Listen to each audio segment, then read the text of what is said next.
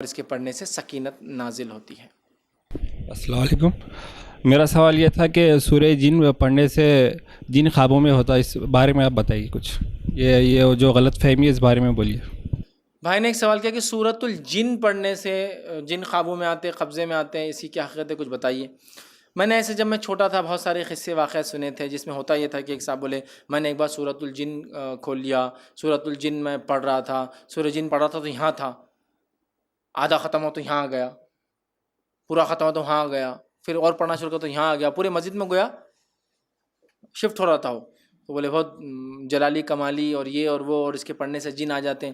بہت سارے لوگ اس صورت کو 40 مرتبہ 40 دن تک ہر روز ایسی مسجدوں میں، ویران گاہوں میں یا جنگلوں میں جا کے پڑھتے ہیں جہاں کوئی موجود نہیں ہوتا، اور وہ بولتے ہیں اس سے جن ان کے قبضے میں آتا ہے۔ تو یاد رکھیے سورۃ الجن سے جن قبضے میں آتا ہے ایسی کوئی دلیل تو نہیں ہے، لیکن یہ بات طے ہے کہ قرآن کی غلط استعمال سے جن قبضے میں آ سکتے ہیں، یا اس کو اگر ریالٹی فیکٹ جس کو بولتے ہیں حقیقت بولوں تو اس کے غلط استعمال سے آپ جنوں کے قبضے میں جا سکتے ہیں۔ وہ نہیں آتے آپ کے قبضے میں، جو دکھتا ہے وہ قبضے میں آتا ہے، جو نہیں دکھتا وہ کیسا آئیں گا؟ میرے قبضے میں جن ہے، ٹھیک ہے، کیسا معلوم؟ انہیں آ کے بولتا تو مسئلہ وہی نا، انہیں ہی بولتا نا، تم کہاں دیکھ سکتے ہو اس کو؟ میں بولوں کہ میرے پاس دیکھو ایک جو ہے بکریاں پالی ہوئی، کہاں ہیں؟ دیکھتی نہیں ہو، دودھ بھی دیتی لیکن روز۔ بولے گا بیوقوف آدمی، پاگل دکھتا ہے میرے کو، اس کو ایڈمٹ کر دو کہیں لے جا کر۔ کیسا ہو سکتا ہے؟ جو دکھتا ہے وہی خوابوں میں آتا ہے میرے بھائی، تو یہ خوابوں میں چل جاتا ان کی زندگی بھر، جو وہ بولتا ہے یہ کرتا ہے تاکہ کچھ فائدے اس کو اس سے مل جائے۔ تو لہٰذا شرعاً ایسا کرنا، جنوں کو قبضے میں کرنا درست نہیں، حرام ہے، اس لیے کہ اگر ہوتا تو نبی اکرم صلی اللہ علیہ وسلم کے قبضے میں کتنے جن تھے؟ جو سب سے متقی پرہیزگار اور سب سے زیادہ علم والے نبی تھے، انسانوں میں سب سے افضل ہے نا انسان تھے، ان کے قبضے میں کتنے تھے؟ کتنے تھے؟ وہ ایک تھا جو ایمان لا لیا تھا، آپ کا قارین تھا، وہ بھی اللہ نے آپ کو وہ دیا اور وہ ایمان لا، بس اس کے علاوہ کچھ بھی نہیں، اور وہ بھی قبضے میں نہیں تھا، ایمان لا لیا تھا بس۔ ابوبکر صدیق جو انسانوں میں انبیاؤں کے بعد سب سے افضل انسان ہے، ان کے قبضے میں کتنے جن تھے؟ چونکہ ہمارے مفتی صاحب کیا تو 70 ہے، نہیں کہنا انہوں رکھ سکتے۔ تو ابوبکر صدیق کے مقابلے میں کون جائیں گا انبیاؤں کے بعد؟ کوئی مقام ہے نہیں، ان کے قبضے میں کتنے تھے؟ عمر ابن خطاب رضی اللہ عنہ کے پاس کتنے تھے؟ جن کے فضائل یہ ہے کہ جس گلی سے عمر گزرتا ہے شیطان ادھر سے ہو لیتا، آنے کی ہمت بھی نہیں کرتا۔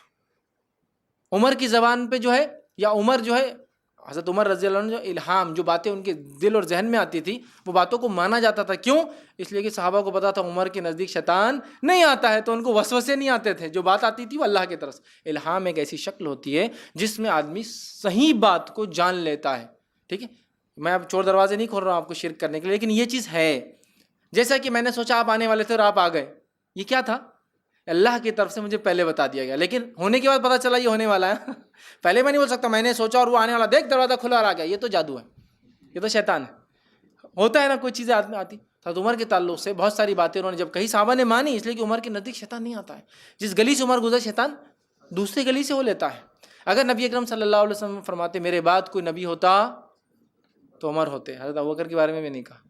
یہ فضائل ہے عمر کی۔ کتنے تھے ان کے پاس قبضے میں؟ آگے پیچھے، ہاتھ کے نیچے، انگلیوں میں، بالوں میں، کان میں رکھے ہوئے کتنے تھے؟ گھر میں باسکٹ کے اندر رکھے ہوئے کتنے تھے؟ ایک بھی نہیں۔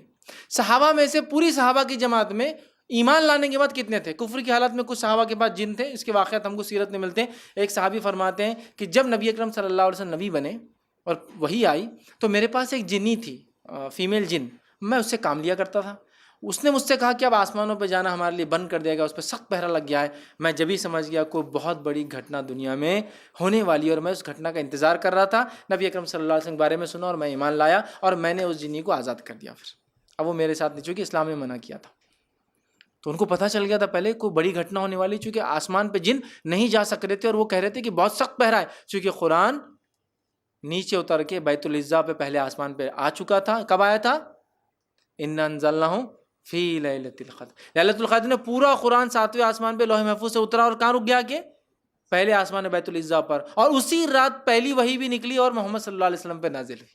دونوں کام ایک ساتھ، پورا بھی اترا اور تھوڑا بھی اترا، سمجھے آپ؟ تو کہا آسمان بند ہے، تو یہ کفر کا زمانہ۔ توحید پر آنے کے بعد بتائیے، صحابہ نے کہا کہ یہ جنگ میں میرے ساتھ یہ جن تھا، فلاں جنگ میں ہم نے جنوں سے یہ کام لیا، فلاں جگہ ہم بھوکے تھے، میں نے جن کا مچھلی پکڑ کے لا کے دے دو، یہ لا کے دے دو، شہد لا کے دے دو، فلاں کے دو، کھانا لا کے دو، بتاؤ ہے؟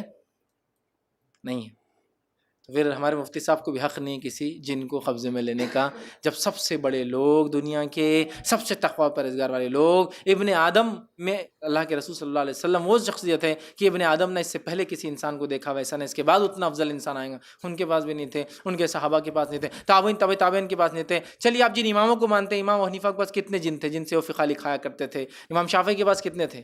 ہے ان کے مقابلے میں کوئی انسان اس زمانے میں؟ بہت جلیل القدر لوگ تھے۔ بتائیے کوئی ہے؟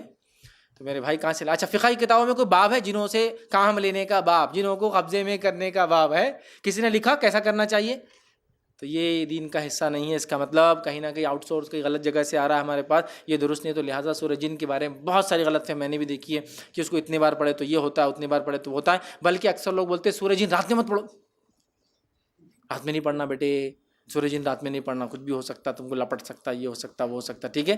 تو میرے بھائی ایسا کچھ بھی نہیں، جیسے عام صورتیں ہیں سورہ جن بھی ہے، اور جنوں کا تذکرہ تو اور بھی صورتوں میں نا، صرف سورہ جن میں نہیں، وہاں تو ایک واقعہ چونکہ آ رہا ہے تو بیان کیا جا رہا ہے، تو لہٰذا بہرحال سورہ جن آپ پڑھ سکتے ہیں، لیکن مخصوص تعداد میں پڑھ کے آپ بولیں گے اس سے جن قبضے میں آتے ہیں، تو ہاں قرآن کے غلط استعمال سے بھی جن قبضے میں آتے ہیں، یہ بات ثابت ہے۔